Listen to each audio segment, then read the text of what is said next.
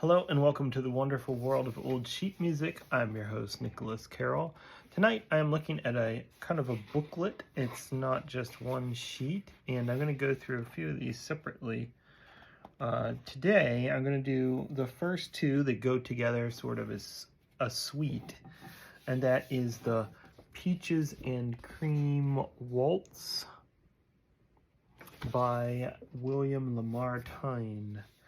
And his full name is William Lamartine Thompson, who founded the W.L. Thompson Company, but when he composed a lot of his secular pieces, he would go by the name W. Lamartine. And the second piece is also by him. It's a companion piece to the Peaches and Cream Waltz, which is the Picnic Waltz. So I'm going to play both of those in order because they are intended to go together. But I'm not going to do the other piece in here by him yet. I'll probably do that one tomorrow. So this was written in 1878. The interesting thing about this William Lamartine Thompson is he had an unsuccessful career as a composer of secular pieces before starting his own publishing company. Published a lot of his own pieces like this Peaches and Cream Waltz. They did not become as popular as he wanted, of course, but he did go on to write a very famous song, which is Softly and Tenderly Jesus is Calling. And then he wrote several other famous hymns, but that's certainly the most famous. So it's kind of interesting that he tried these secular pieces way before that, didn't succeed, but then went on to write that famous hymn. So this Peaches and Cream Waltz is 2 pages, and then it kind of just bridges right into this Picnic Waltz. It says that it is for the piano, forte, or organ, though there is not any pedal part if you're an organist. It's just a regular piano piece that I guess you could play on the organ if you wanted to. So we're going to try them out. It is this really old kind of music, like I said, it's from 1878. It's huge, extra large pages, so it's kind of cumbersome when I try to turn the page here. It might be tricky because my edition is ripped up a bit. This page is totally off, which makes sense given how old it is. So, let's see how Peaches and Cream Waltz sounds.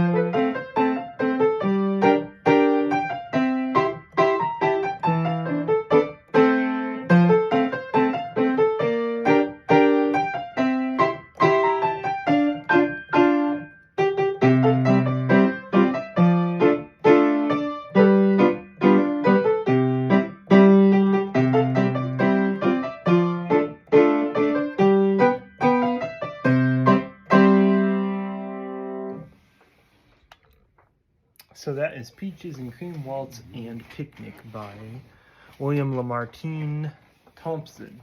Very, very derivative waltz, especially the Peaches and Cream. It's about as basic of a waltz as you possibly could have, just typical G major. It's not hard to understand why this did not catch on, because it's something that, not to be insulting to him, it's something that's so simple that, you know, it's something a student could come up with. If you assign them, like, okay, go write a waltz in G major, it's probably kind of like something they would come up with. So it's certainly not on the level of like a classical waltz by any sense of the imagination. What I thought was interesting is there's echoes of it that do sound a lot like Softly and Tenderly Jesus is Calling. Especially we have this little section in the picnic part. It has that same rhythm.